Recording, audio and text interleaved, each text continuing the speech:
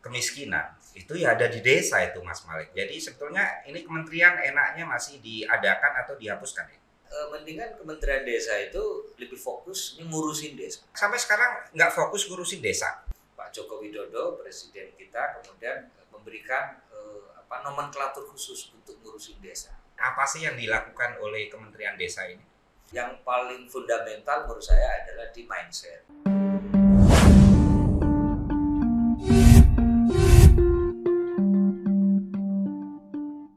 Assalamualaikum warahmatullahi wabarakatuh. Sahabat Ar-Rahim terkasih, berjumpa kembali dengan saya Ahmad Inung di podcast Ar-Rahim. Seperti biasanya saya selalu menghadirkan para tamu yang wow, yang keren. Dan tamu saya kali ini adalah seorang staf sus di Kemendes PDTT. Dia adalah Mas Malik Haromen. Assalamualaikum Mas Malik. Waalaikumsalam warahmatullahi wabarakatuh. Gimana kabarnya? Alhamdulillah baik. Tambah ganteng aja. Masa? Iya. Kata orang sebegitu, tapi merasa. Itu biasanya kan kalau dipuji itu kan semakin menunduk ya. Kali ini ya kalau semakin dipuji itu semakin mendongak. Ya, semakin pede. Tapi hati-hati Mas Malik. Laki-laki muda, sukses, ganteng itu banyak cobaan. Sudah ada cobaan, Bang? Saya belum ada cobaan karena belum sukses. Oke, Mas Malik, kabarnya baik ya? Baik, alhamdulillah. Anak istri gimana kabarnya? Sehat semua. Sehat semua ya? Sehat. Alhamdulillah. Itu yang paling penting. Jadi berjibaku kerja di luar rumah untuk apa kalau nggak memastikan bahwa yang di rumah itu baik-baik saja. Setuju. Maksudnya nggak terlalu banyak protes. Yes. Oke, kita ini mau ngomong apa? Ini kita ngomong urusan rumah tangga apa urusan Kementerian Desa nih? Saya kira urusan ini ya, urusan yang lebih umum kali ya. Urusan yang berkaitan sama pekerjaan kita. Oke. Nih, Mas Malik ini kan staf sus di Kementerian Desa PDTT. PDTT itu pembangunan Daerah tertinggal dan transmigrasi. Panjang. Panjang banget ya. Itu enakan di saya itu Kementerian Agama kayak gitu selesai gitu. Ini Kemendes PDTT. Oke. Mas Malik sebetulnya bagian apa sih? Saya sebetulnya bagian SDM ya, staf khusus bidang sumber daya manusia. Wow. Ya meskipun staf khusus itu kadang-kadang urusannya kadang buahnya, kadang juga nggak jelas urusannya. Jadi ini tepatnya staf khusus apa staf umum? Staf khusus ini. Karena ngurusin yang khusus-khusus. Ini saya sebetulnya ini mau nanya kayak gini, nyantai aja sih. Saya tuh heran. Itu ada Kementerian Desa. Tapi sampai sekarang itu kalau kita ngomong tentang masalah kemiskinan, itu ya ada di desa itu Mas Malik. Jadi sebetulnya ini kementerian enaknya masih diadakan atau dihapuskan ya? Ya. Saya kira karena kemiskinan masih terpusat di desa. Okay. Bukan hanya kemiskinan sebetulnya. Pendidikan, kemudian kesehatan, gizi buruk, stunting, dan segala hal problem bangsa ini sebetulnya ada di desa. Masuk akal, kenapa? Karena mungkin kalau di kota jauh lebih berkembang, akses ekonomi lebih dekat, sumber daya manusianya mungkin jauh lebih maju, orang kaya banyak di kota ketimbang di desa. Jadi problem itu seolah-olah kemudian menumpuk di desa. Tapi sebetulnya oleh karena itu saya setuju kalau kemudian Pak Joko Widodo, presiden kita, kemudian memberikan nomenklatur khusus untuk ngurusin desa. Maka muncullah Kementerian Desa. Kementerian Desa ini ya. Jadi kesimpulannya kita udah sampai di kesimpulan ini. Kementerian Desa tidak boleh dihilangkan ya. Tidak boleh dihilangkan. Kalau sampai dihilangkan itu nggak ada staf sus namanya Malik Haromen. Iya. Malah menurut saya berpikirnya mendingan Kementerian Desa itu lebih fokus ngurusin desa. Iya. Kenapa begitu? Karena jumlah desa kita sekarang 74.900 sekian. Bentar, emang sampai sekarang nggak fokus ngurusin desa? Ya kan ada pembangunan daerah tertinggal. Tapi itu kan desa juga. Oh iya, desa juga.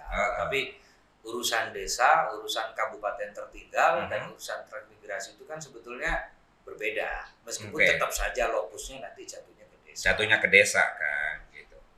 Nanti juga kalau misalkan yang PDTT-nya dihilangkan itu kan juga budgetnya itu juga akan berkurang. Ya saya kira begitu. Jadi jangan sampai dihilangkan tentang Kemendes PDTT. Ya, gitu. Bukan dihilangkan, mungkin PDT atau transmigrasi itu lebih diurus secara khusus ya. Oleh kementerian sendiri ya. Karena terutama transmigrasi ini penting banget karena disitulah cara kita untuk mengimbangkan jumlah penduduk kita yang tidak imbang sama sekali antara di Jawa dengan luar Jawa. Di Jawa daerahnya yang sempit tapi sesek, sementara di luar Jawa itu kan daerahnya luas banget tapi penduduk jarang banget. Nah ini sebetulnya yang juga saya pengen tahu ini, Rick. Nggak apa-apa kan dipanggil Malik kan? Nggak apa-apa. Kamu juga bisa silakan Mas Prof. Silakan. Saya dipanggil apa aja. Nanti kamu dan jangan lapor ke menteri. Jangan lapor ke menteri kalau dipanggil Malik di sini. Ini kan Jawa itu menjadi daerah atau pulau yang penuh sesak sebetulnya ya. Itu juga kayak sebetulnya sekarang di kota-kota juga menjadi wilayah yang penuh sesak karena urbanisasi kita terlihat tinggi sekali. Kalau nggak salah di Asia itu nomor 2 atau nomor 3 itu tingkat ya urbanisasi kita. Jadi sebetulnya pola urbanisasi dari desa ke kota atau dari luar Pulau Jawa ke Pulau Jawa itu sebetulnya menurut saya sih rada-rada mirip ya. Nah, kalau seperti itu sebetulnya apa sih yang dilakukan oleh Kementerian Desa ini? Ya, jadi sebetulnya sejak DPR RI bersama pemerintah mengesahkan Undang-Undang Nomor 6 Tahun 2014 tentang desa. Nah, disitulah kemudian kelihatan ada niat dari pemerintah pusat untuk secara serius membangun desa. Ya. Nah, kenapa? Karena itu saya berkesimpulan bahwa undang-undang progresif ini, di mana waktu itu saya menjadi anggota pansusnya, undang-undang desa itu sangat progresif menurut saya. Kenapa sangat progresif? Karena setidaknya ada 4-5 hal. Meskipun saya tidak hafal lagi pasal demi pasal, tetapi situasi kebatinan, substansinya. Staf sus mestinya harus hafal dong. Ya, tidak harus hafal kan. Yang penting menjalankan itu. Ada tim untuk ini, ada untuk tim membaca untuk itu. Menghafal, ya. Tugasnya staf sus itu bukan menghafal. Betul. Ya. Jadi yang penting gajinya lebih tinggi daripada timnya. Yang penting itunya lah. Iya. Oke. Jadi substansi itu bisa disimpulkan ada 4-5. Yang paling fundamental menurut saya adalah di mindset. Paradigma tentang desa. Dulu sebelum undang-undang ini disahkan tahun 2014 dan zamannya Orde Baru, desa itu kan hanya menjadi lokus. Desa itu hanya menjadi objek. Desa itu menjadi hanya sasaran. Kalau bahasanya pesantrennya itu, Mas Prof kan pesantren juga ya. Kalau bahasa pesantrennya itu desa itu menjadi maf'ul bih gitu. Menjadi objek lah. Wah. Dari sekian banyak proses pembangunan mulai dari pusat, provinsi sampai ke... Kita dulu satu pesantren kan ya? Iya. Ingat ya? Masih ingat? Ya, masih ingat. Ya. Kita waktu bolos nggak ngaji bareng gitu kan? Iya. Tidurnya di bawah beduk di karena kamar kita sesak waktu itu. Jadi itu Pak. Jadi perubahan paradigma itu menurut saya penting banget ya. Dari kalau dulu paradigmanya membangun desa, maka sekarang desa membangun. Saya kira ini artinya beda banget. Kalau membangun desa itu desanya menjadi sekali lagi ada menjadi lokus sasaran. Jadi dulu kepala desa itu hanya nunggu saja program dari suprastruktur di atasnya, entah itu kabupaten, provinsi atau pemerintah pusat. Tapi ketika undang-undang itu membalik dari membangun desa ke desa membangun, maka desa sekarang menjadi aktor. Kepala desa, pemerintah desa sekarang menjadi subjek utama, pelaku utama dari sekian banyak proses pembangunan di situ. Itu pesan yang pertama. Makanya saya sering bilang ke teman-teman Kades itu, jadi Kades sekarang dengan Kades zaman Orde Baru itu pola pikirnya harus berubah. Kalau menjadi Kades sekarang, maka dia menjadi subjek, dia menjadi aktor. Maka segala pembangunan, perencanaan, pelaksanaan sampai evaluasi pembangunan itu ya di desa. Sebelum ada undang-undang itu, pembangunan desa itu nggak direncanakan oleh pemerintah desa ya? Ya, saya kira enggak. Itu top down ya, dari kepala daerah yang banyak berfungsi dan berperan waktu itu. Jadi posisi Kades itu hanya menunggu program dari atas. Sekarang ini? Nah, sekarang kebalik. Sekarang kita balik. Jadi paradigma ini kita balik dan ini yang paling penting. Jangan sampai sekali lagi Kades sekarang itu berpikirnya seperti Kades zaman Orde Baru itu namanya undang-undang nggak nyampe ke pemikiran Kades.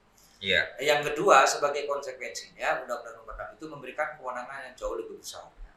Kewenangan itu setidaknya ada 4. Satu, kewenangan perencanaan pembangunan. Yang pertama, kewenangan menjalankan pemerintahan desa.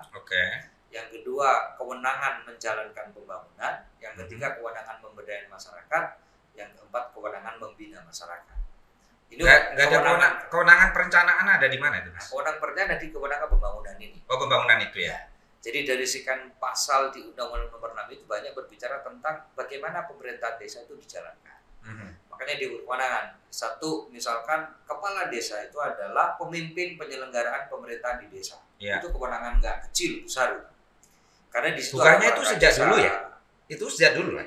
Iya, tapi kewenangan penyelenggaraan pemerintah desa itu bukannya sejak dulu ada di kepala desa. Iya, tapi kemudian ada beberapa tambahan. Jadi misalkan turunan dari kewenangan penyelenggaraan pemerintah desa itu yang pertama adalah Kades itu bisa mengangkat dan memberhentikan perangkat desa. Perangkat desa, iya. Itu salah satu contohnya. Iya. Tapi yang menarik sebetulnya adalah kewenangan pembangunan. Di situ ada 3 hal. Satu, kewenangan merencanakan pembangunan. Yang kedua, kewenangan melaksanakan pembangunan. Yang ketiga, kewenangan memantau pembangunan. Iya. Jadi kewenangan perencanaan di desa itu yang paling pokok itu satu, kewenangan menyusun RPJMDes, rencana pembangunan jangka menengah desa. Ya. Jadi seperti apa RPJMDes? Jadi dalam satu periode Kades menjadi Kades itu dia harus membuat satu RPJMDes dalam satu periode minimal ya. Nah, yang kedua itu adalah kewenangan menyusun RKP, rencana kerja pemerintah desa. Ini penting banget proses ini. Nah, yang ketiga adalah kewenangan. Kalau RPJMDes itu untuk berapa ini? Satu periode 6 tahun. Satu periode 6 tahun ya sekarang. Minimal ya, 6 tahun. Minimal. Kalau RPK tahunan. RKP setiap tahun. Setiap tahun ya itu ya. Tahun. Itu kayak program tahunan gitu ya. Program tahunan. Oke. APBD sama juga setiap tahun. Itu kewenangannya kepala desa, pemerintah desa. Nah, ini saya kira menarik. Kenapa? Karena pemerataan pembangunan itu bisa terjadi kalau kewenangan itu diberikan kepada level pemerintahan tertentu. Nah, selama ini kan pemerataan pembangunan itu kan trickle down effect gitu. Itu kan teorinya salah menurut kita. Jadi contohnya misalkan ada kue di Jakarta, kemudian kue itu dicuil-cuil, kemudian dibagi-bagi. Nah sekarang nggak bisa lagi dengan cara begitu. Gerimis kayak gitu, gerimis di semua tempat kayak gitu ya. Betul.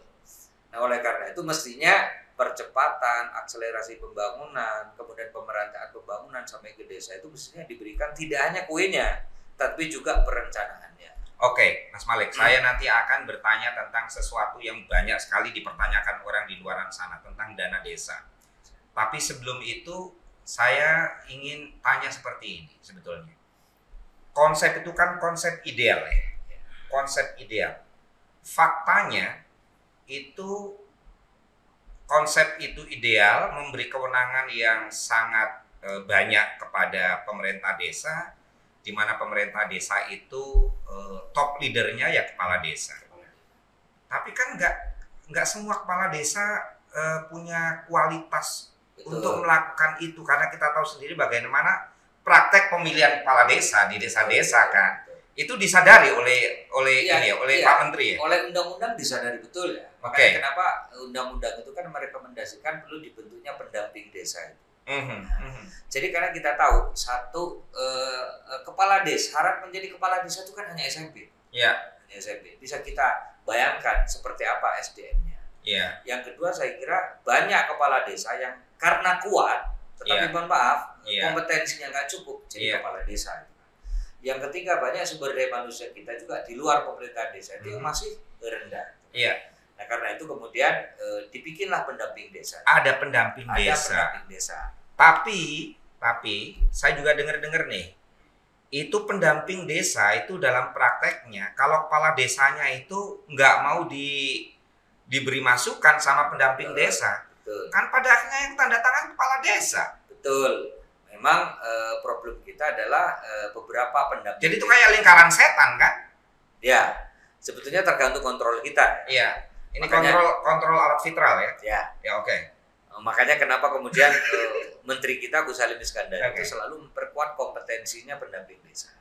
Agar kenapa? Dia benar-benar memberikan solusi, ya, memberikan usulan, memberikan gagasan, ide tentang perencanaan pembangunan di desa itu. Ya meskipun ada pendamping desa yang bagus, punya kompetensi luar biasa, karena pendamping desa itu macam-macam. Syarat minimalnya kan PLD itu SMA ya. Meskipun sekarang rata-rata sudah S1, minimal D3 ya. Oke, saya memahami bahwa pendamping desa ini mungkin akan mendapatkan orang-orang yang baik, SDM yang qualified sebetulnya, bagaimana membimbing pemerintah desa untuk melakukan perencanaan, mengeksekusinya dan sebagainya. Tapi kalau kemudian kita menemukan ada kepala desa yang kepala desa sekaligus kepala batu ya. Dan ini orang kuat nih, orang kuat gitu. Pendukungnya banyak dan mungkin juga bisa melakukan pengancaman fisik. Itu kan bisa-bisa nggak bergerak itu sebetulnya pendamping desa itu. Ya sebetulnya kan yang memantau, yang mendampingi kepala desa itu, terutama kepala desa yang batu itu bukan hanya pendamping. Dia punya Pak Camat. Ya. Pak Camat itu sebetulnya lebih kepada fungsi supervisi. Nah, di atas Pak Camat itu ada kepala dinas PMD namanya. Di atasnya ada kepala daerah begitu. Nah, orang-orang inilah yang kemudian membimbing, mendampingi, bahkan mungkin memberdayakan kepala desa yang seperti itu. Nah situasinya sekarang sudah membaik. Kenapa? Karena kepala desa punya beberapa kewajiban yang harus dia penuhi. Kewajibannya itu satu, misalkan dia bikin RPJMDes. Yang kedua dia bikin RKP. Yang ketiga dia bikin APBDes dan melaporkan semua hasil pembangunannya itu. Nah kalau dia tidak melaporkan, dana desa itu bisa tidak keluar, bisa tidak cair dan tidak masuk ke kas desanya. Itu juga jadi masalah. Ini titik yang saya tadi mau tanyakan tentang dana desa. Dana desa sekarang berapa? Ya, jadi saya nyambung yang pertama tadi. Jadi substansi yang ketiga yang diberikan oleh Undang-Undang Nomor 6 itu ada alokasi dana desa. Jadi sumber dana desa itu kan banyak sebetulnya. Yang pertama itu dari pendapatan asli daerah desanya masing-masing. Itu pun kecil lah. Tidak kecil lah. Ada beberapa desa yang besar banget, kayak misalkan desa Putu di Buleleng itu kan. Ya tapi secara umum ya desa-desa kita itu mau ngandalin apa? Ya. Itu yang pertama. Yang kedua adalah alokasinya dari dana desa ini. Ya, dana desa ini. Kemudian ada alokasi dana desa dari Pemkab. Ya. Kemudian ada bantuan keuangan dari provinsi dan sekian banyak program dari pemerintah pusat lewat Kemendes dan seterusnya itu. Nah, tentang dana desa di undang-undang itu diputus 10% dari total dana transfer. Jadi kalau saya boleh cerita, dulu waktu kita membahas Undang-Undang Nomor 6 tahun 2014 ini, kita usulkan 10% dari total APBN. Bayangkan, APBN kita sekarang 2.000 triliun lebih ya. Kalau diambil 10% 200 triliun. Dan itu disebar ke semua desa. Itu bisa 200 triliun. Tapi kemudian pemerintah nawar waktu itu tidak lagi 10% dari total dana APBN, tapi 10% dari dana transfer. Makanya apa sih dana transfer? Dana transfer kita perlu tahu. Ini para Teguh dan sebagainya yang ada di studio aja nggak ngerti. Kamu ngerti nggak lo dana transfer lo? Dia tahunya itu transferan gaji setiap bulan. Ya kira-kira bahasa gampangannya itu APBN yang ditransfer dibagikan ke gubernur. Ke ke bupati, ke wali kota, sampai kemudian ke lembaga-lembaga lain. Itu semuanya dana transfer. Kita sebut dana transfer lah. Nah, itu jumlahnya, itu 10% dari dana transfer, itulah dana desa. Dana desa. Artinya dana desa itu setiap tahun fluktuatif, karena satu APBN kita pasti tidak sama, kadang turun, kadang naik. Begitu juga dana transfer kadang turun, kadang naik. Itu rasanya enak sekali ya, kadang turun, kadang naik kayak gitu. Jadi ini kita sebenarnya semakin malam, ini semakin malam kok semakin seru gitu. Maksudnya malam itu tidak boleh serius-serius. Jadi harus kita bahas dengan riang gembira. Biar kepala Pak Kades tidak terlalu pusing. Saya ini malam Sabtu, bukan malam Jumat, sorry ya. Jadi itu. Jadi lupa kita. Tadi terakhir kita ngomong apa sih? 10% APBN naik turun itu ya. Oke. Ya. Nah, tahun 2021 dana desa kita itu ada 71, sekian triliun. Ya. Karena dana transfer kita itu kisaran 700 sampai 800 triliun. Ya berarti 700 sekian kan kalau 10%-nya Yes. Jadi 71 triliun 2021 itu dibagikan ke 74.900. Saya masih ingat-ingat loh untuk urusan hitung-hitungan matematika. Seperti ya. Iya. Dulu jurusan apa sih di SMA-nya? Kita jurusan akidah, Pak. Nah, cuma 2022 ini turun ya. Sekarang di posisi 68, sekian triliun. Artinya kemudian dana desa itu turun. Ya. Hampir semua desa-desa sekarang se-Indonesia itu mengalami penurunan angka dana desanya. Oke. Jadi undang-undang substansi di situ. Jadi desa diberi kewenangan, kemudian desa diberi modal, kira-kira begitu. Nah, dana desa ini sekarang banyak pertanyaan orang-orang, ya wajar. Ini kan saya pengen tahu. Dana desa yang pernah langsung disalurkan ke desa paling tinggi itu per desa berapa? Dapat berapa? Ada 1,8, ada 1,8 miliar. Ya? Kalau sekarang ini kisaran paling rendah 700-an juta. 700 dalam 1 tahun ya. Dalam 1 tahun. Dalam 1 tahun. Ya. Oke. Jadi kan kenapa tidak sama dana desa itu karena banyak alokasinya. Jadi dana desa yang dibagikan ke desa-desa itu ada alokasi dasar, ada alokasi formula, ada alokasi insentif dan sebagainya. Terus kemudian ada rumus. Jadi desa ini kok nggak sama dengan desa B misalkan. Ada luas daerah, jumlah penduduk, angka kemiskinan dan seterusnya. Itulah yang menentukan besaran dana desa. Nah sebetulnya kalau kita ngomong dana desa itu sejak lama sekali orang penuh harap, tapi juga diterpa kekhawatiran, gitu. Penuh harap tapi pada sama tuh kekhawatiran. Ini jangan-jangan kalau tidak ada capacity building, nggak hanya capacity building, tapi juga memastikan bahwa monefnya benar-benar nih, itu bisa memberi kesempatan untuk menyebarkan korupsi sampai ke tingkat desa. Yes, betul itu. Benar kan? Itu salah satu isu. Dan itu salah satu hot isunya kan? Ya, dan salah satu yang menjadi perdebatan panas waktu kita membahas undang-undang desa itu. Jadi usulan pemerintah waktu itu Bapak bisa bayangkan, tiba-tiba desa dapat 1 miliar. Apa yang terjadi dengan kapasitas yang seperti itu? Orang yang udah pinter-pinter di sana aja kalau ada duit juga korupsi kan? Ya kita bilang ya korupsi bukan kemudian membenarkan, tetapi 70 sekian triliun dibagi 74.000 desa. Kalaupun terjadi korupsi di bawah itu kan nggak besar, ketimbang 70 sekian triliun dibagikan ke satu kelembagaan. Itu kan bisa, tapi itu bukan pembenaran. Paham. Nah karena itu kita berpikir sejak awal gimana caranya uang triliunan itu kemudian aman. Makanya kemudian Kemendes selalu kemudian bikin kerjasama dengan Polri, bikin kerjasama dengan Kejaksaan, ya KPK juga turun tangan bekerjasama dengan Kejaksaan untuk memastikan dana desa itu benar-benar digunakan wajar dan semestinya. Sekarang ini ada data nggak sih di Kemendes berapa kepala desa yang ketangkep karena kasus korupsi dana desa, nggak sih? Ya, saya tidak tahu persis ya, tapi kalau dihitung persentasenya kecil banget, dan itu dilimpahkan kepada Kejaksaan kan, kepada polisi, jadi kecil banget. Ya kalau kemudian terjadi korupsi di desa itu korupsinya paling 100 juta, 50 juta, besar juga sih mengukur itu, tetapi insya Allah bisa kita atasi. Saya yakin polisi, Kejaksaan serius untuk menangani itu semua, asalkan jangan main-main. Jadi yakin apa nggak yakin nih? Kita yakin. Karena kita punya alat kontrol. Jadi tadi itu kalimat kamu yang terakhir itu membuat ini rasanya nggak yakin nih kayak gitu. Jadi kita ini punya aplikasi. Nah, salah satu aplikasi itu namanya MONEF-DD. Jadi monitoring dan evaluasi dana desa. Jadi setiap tahun kita dapat laporan dari desa itu, ini RPJMD seperti apa, RKP-nya seperti apa, kemudian APBDes-nya seperti apa.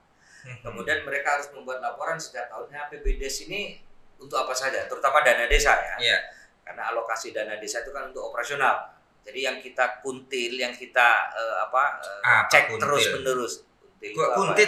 Kuntit ya. Kalau kuntit kan dibutut, itu apa namanya? Yang kita incer lah ya. Scrutinize. Itu adalah dana desa karena paling besar ya. Setiap tahun itu ada mekanismenya sebetulnya bagus menurut saya. Kenapa? Karena setelah kepala desa nyusun RPJMDes, RKP, kemudian APBDes, kemudian pelaksanaan, mereka melaporkan itu semua.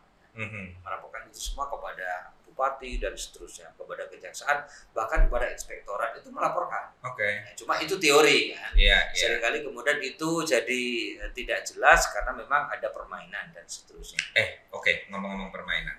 Sebetulnya kalau ngomong tentang masalah modus korupsi di level pedesaan terhadap dana desa itu udah ketemu nggak sih? Ya, kalau misalkan kita mau mitigasi gitu ya, itu kan mestinya kita tahu nih, kemungkinannya akan kayak gini tuh, kemungkinannya gimana sih? Ya sebetulnya modusnya sama ya dengan korupsi-korupsi di tempat yang lain itu. Nah, saya nggak ngerti gimana modusnya. Ya modusnya misalkan ada proyek, misalkan ada anggaran 100 juta untuk membangun jalan 2 km, gitu kan. Tetap volumenya tetap 2 km, tapi kemudian kualitasnya. Jadi sama saja gitu kan. Yang kedua misalkan ada kemudian bansos, yang sering terjadi penyelewengan itu penerima itu bukan yang berhak, banyak gitu kan. Atau yang berhak tapi dia ditransfer berapa, tapi kemudian ada transfer balikan. Bisa begitu. Begitu. Makanya kemarin minta menteri agar pembagian BLT dana desa itu cashless, Pak. Jangan dikasih cash, apalagi lewat amplop begitu kan. Itu rawan. Rawan penyimpangan. Rawan apa perawan? Saya kira rawan. Rawan ya. Semakin lama semakin ada. Saya tuh melihat wajah kamu itu tiba-tiba telingaku itu agak ada error. Ini Mas Prof yang satu itu memang agak gimana gitu. Ternyata nggak berubah dari dulu. Ini yang nonton di sana udah tahu. Oh, berarti dia berkawan sejak dulu. Jadi kita sama-sama tahu kelakuan kita masing-masing. Kita saling mengunci ya. Daripada kita ngomong serius nih. Kita pura-pura memang sekarang jadi pejabat kita. Oke. Kita ngomong apa terakhir? Penyimpangan. Penyimpangan. Ya. Nah, makanya di Undang-Undang Nomor 6 itu kan ada beberapa kewajiban. Ya. Satu kewajiban agar pemerintah desa, kepala desa mengumumkan satu RPJMD-nya. Pengumuman itu bebas dilakukan. Apa di depan kantornya bikin baliho besar begitu. Yang kedua tentang RKP dan APBDes-nya. Yang ketiga pelaksanaan program itu misalkan dia bangun jembatan nih. Bangun jembatan habisnya kira-kira 150 juta. Nah, di situ harus dipakai dipasang papan nama. Bentar. Ini ngomong-ngomong lama kayak gini tenggorokan kita kering. Ini yang kopi sama teh tadi itu bisa dibawa ke sini nggak ya? Saya kira usul benar itu. Biar tambah seru. Minta tolong kawan yang di ruangan kita untuk bawa ke sini. Thank you. Sorry.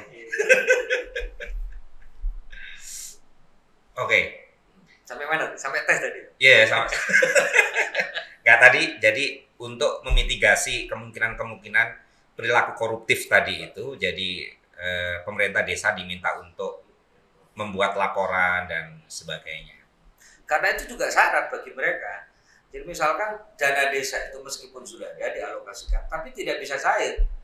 Kalau satu, dia tidak membuat RPJMDes, RKP, dan APBDes. Yang kedua, dia tidak menyelesaikan persoalan-persoalan masa lalunya, misalkan tahun sebelumnya, tentang laporan kegiatannya. Itu semuanya menjadi syarat. Tetapi tetap saja kemudian yang berperan di sini adalah inspektorat. Inspektorat di kabupaten. Di kabupaten di kabupaten. Nah, kalau kemudian tanda petik ada permainan inspektorat dengan kepala desa, ya itu masalahnya. Tapi kalau ini berjalan normal, saya kira apa yang dilakukan oleh kepala desa itu akan bisa terekam dengan baik. Misalkan dia tidak buat laporan pertanggungjawab penggunaan APBDes, itu bisa dicek di situ. Yang kedua sebetulnya masalah serius ini, kenapa penyelewengan terjadi? Saya kira juga sama kok dengan apa yang terjadi di pemerintahan desa. High cost politik. High cost politik ini menjadi salah satu tantangan challenge kita. Kan kita semuanya tahu ya bahwa pemilihan kepala desa itu menghabiskan dana yang nggak sedikit. Karena bahkan sekarang orang mulai menerima nih, secara moral diterima bahwa kalau untuk menjadi kepala desa ya harus bagi-bagi duit. Bahkan kalau ada orang yang jujur itu dikatakan pelit. Yang jadi membuat siapapun yang jadi kepala desa jadi kan pikirnya ini modal harus balik nih. Kayak gitu. Ya itu salah satu penyebabnya. Saya ya terus terang mengerikan memang Kalau kita cek ke bawah, jadi kades habis 300 juta, 500 juta, bahkan sampai miliaran begitu. Oke, sebentar Mas Malik, kita cut dulu ya karena kopi dan teh kita ini datang.